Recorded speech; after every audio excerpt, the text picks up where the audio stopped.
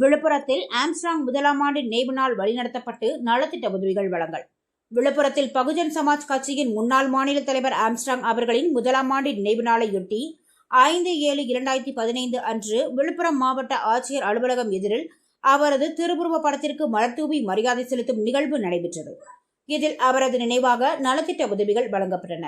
இதையடுத்து திருவள்ளூர் மாவட்டம் ஒத்தூரில் அமைந்துள்ள ஆம்ஸ்ட்ராங் சமாதிக்கு ட்ரம்ஸ் மேளத்துடன் பேரணியாக சென்று மாலை அணிவித்து மரியாதை செலுத்தப்பட்டது. அதனைத் தொடர்ந்து தமிழ் மாநில பகுஜன் சமாஜ் கட்சி பொற்கொடி ஆம்ஸ்ட்ராங் தலைமையில் கொடியேற்றி கட்சி உதயமானது. இந்த நிகழ்ச்சி விழுப்புரம் மாவட்ட ஒருங்கிணைப்பு குழு தலைவர் கருஞ்சிறுத்தை களியமூர்த்தி தலைமையில் நடைபெற்றது.